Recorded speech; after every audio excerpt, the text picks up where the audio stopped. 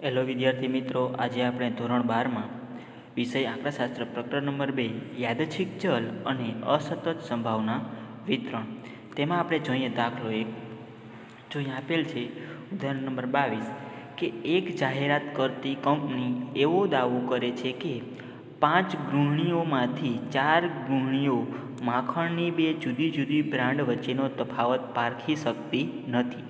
અહીંયા શું કીધું છે કે 5 ગૃહિણીઓ છે, એમાંથી 4 ગૃહિણીઓ એવી છે કે માખણની 2 જુદી જુદી બ્રાન્ડ વચ્ચેનો તફાવત છે એ પારખી શકતી નથી.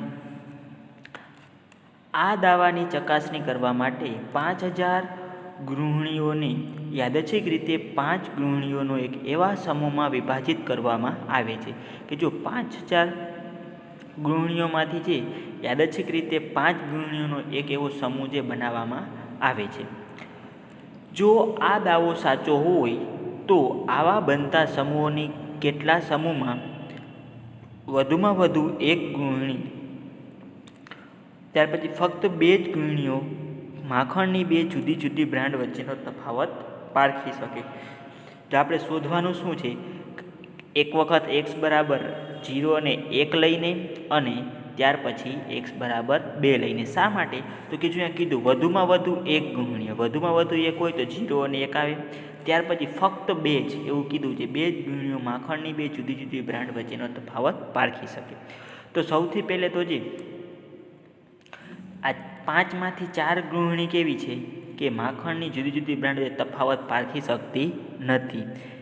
એટલે ક્યુ બરાબર આવશે તો પારખી કેટલી શકે છે, તો કે આગળ આપણે ગણીએ કે અહીં જાહેરાત કરતી કંપનીના દાવા મુજબ ગૃહિણી માખણની 2 જુદી જુદી બ્રાન્ડ વચ્ચેનો તફાવત પારખી શકે નહીં તેવી 5માંથી 4 ઘટના બને છે. કે જો પારખી શકતી નથી માખણનો તફાવત, એવી કેવી, તો કે 5માંથી 4 ઘટના એવી બને છે કે પારખી શકતી નથી.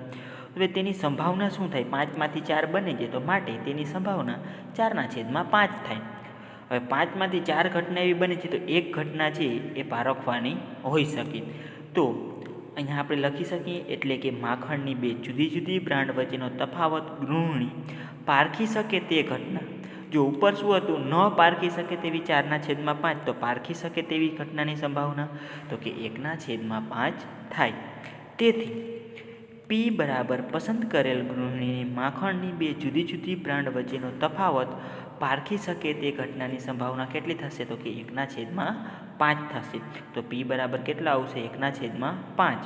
તો Q બરાબર, તો કે Q બરાબર આપણે ઉપર આપેલો જ છે કે 4 છે એ પારખી ન શકે તો 4/5. તેથી દાવાના પરીક્ષણ માટે પસંદ કરેલ 5000 ગૃહિણીઓને યાદચ્છિક રીતે 5 ગૃહિણીઓનો એક એવા સમૂહમાં વિભાજિત કરવામાં આવે છે જેથી આવા 1000 સમૂહ બનશે. જો 5000 ગૃહિણી છે એને એક સમૂહમાં વિભાજિત કરવાની છે યાદચ્છિક રીતે 5 ગૃહિણીઓના, કે 5નો ગ્રુપ હોય, 5000માંથી 5નો ગ્રુપ છે કેટલા બને તે આપણે જોવાનું. તો 5000 ભાગ્યા તમે 5 કરશો તો એવા સમૂહ જે 1000 સમૂહ છે તે બનશે.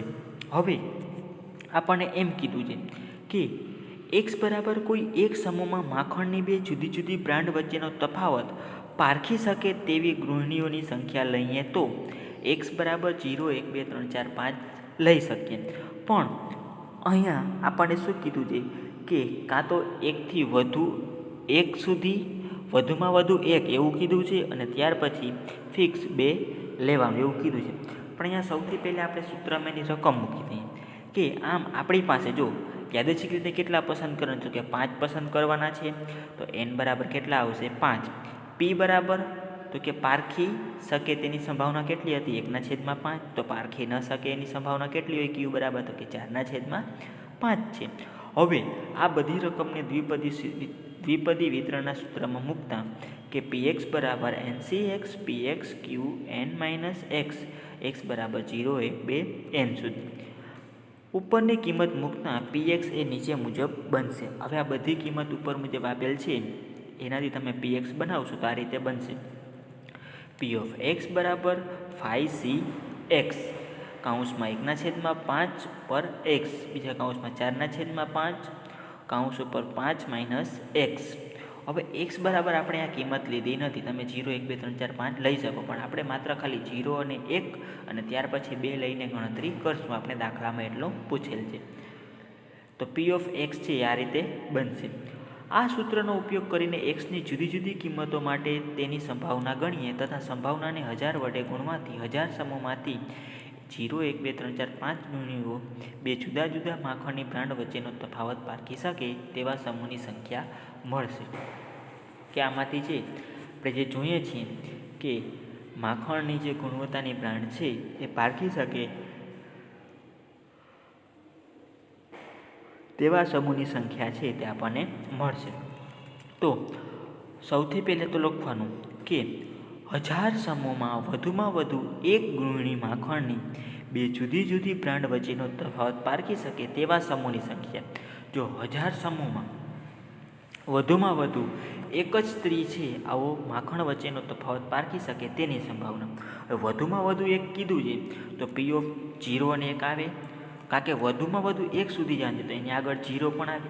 તો ત્યાં લખવાનું 1000 ગુણ્યા કાઉન્સમાં P of 0 plus P of 1.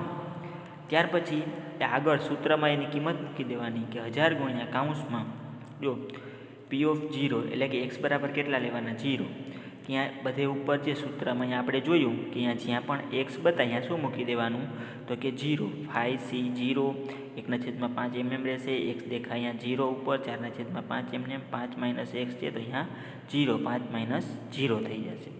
તો આ રીતે 5c0 કાઉન્સમાં 1/5 ઉપર 0 4/5 5 માઇનસ 0 પ્લસ હવે પી ઓફ 1 એટલે કે એક્સ દેખાય અહીંયા 1 મૂકી દેવાનું એટલે 5c1 કાઉન્સમાં 1/5 ઉપર 1 એક્સનો કિંમત 1 છે. અહીંયા 4/5 ઉપર 5 માઇનસ એક્સ હતા એટલે એક્સની જગ્યાએ 1 મૂકી દેવાનું.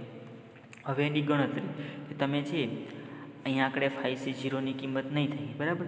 એટલે હવે 1ને આના સાથે ગુણાવશો તો એ પણ કાંઈ નહીં થાય, પણ આ બે છે એને તમે 5 સાથે ગુણાવશો તો એ આ રીતે આપણને મળશે કે 4ને પણ તમે ગુણાવશો 5ને ગુણાવશો ત્યાર પછી ગુણાકાર કરશો તો 1024/3125 આવશે પ્લસ 5. એ હવે આના આવ્યા 5c1ની કિંમત કેટલી આવી 5 પ્લસ 5 1/5 એમને ઉપર 1 છે એટલે ત્યાર પછી આ 4ને તમે 4 વખત ગુણાવશો અને 5ને પણ ગુણાવશો એટલે 256 કેટલા આવશે તો કે 625 આવશે. હવે તમે આની ગણતરી કરતા જશો આગળ કે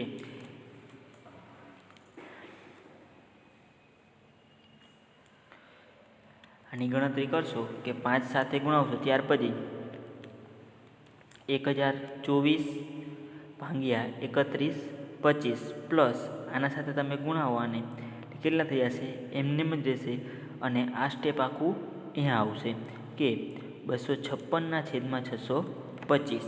હવે આ બંનેનો ભાગાકાર કરશો અને પછી પ્લસ કરવાના એટલે 1000 ગુણ્યા કાઉન્સમાં આવશે 0.32768 પ્લસ 0.4096. હવે આ બંનેનો સરવાળો કરવાનો એટલે 0.73 આવશે. હવે એને 1000 સાથે ગુણાવી નાખવાના એટલે 737.28 છે એ આપણને એટલા સમૂહ છે તે મળશે. 0 અને 1 લઈએ ત્યારે 1000માંથી. હવે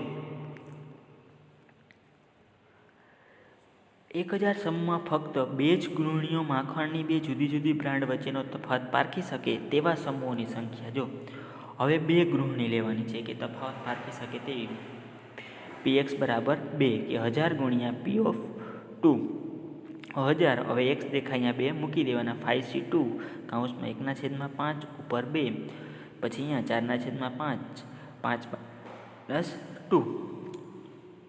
હવે 5c2ની કિંમત કેટલી આવશે 10 5 ગુણ્યા 4 એટલે 20 20/2 એટલે કે 10.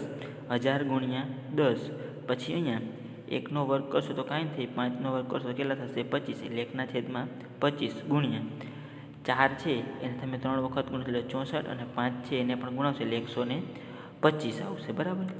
હવે આની સાથે તમે ગુણાકાર કરશો આનું 64 1 અને ગુણ્યા 10 કરશો એટલે 640 છેદમાં આ બેનો ગુણાકાર કરશો એટલે 3125 આવશે. હવે 640 ભાગ્યા 3125 કરશો તો 0.3125 2048 આવશે. હવે એને 1000 સાથે ગુણાવશું તો 204.8 આવશે. એટલે આપણે બે સંખ્યા લઈએ ત્યારે આપણે 205 સમૂહો છે એ આવી રીતે જે માખણની બ્રાન્ડનો જે તફાવત છે તે પારખી શકે. તો આની સાથે વિદ્યાર્થી મિત્રો અહીંયા આપણો આજનો ટોપિક છે પૂર્ણ થાય છે.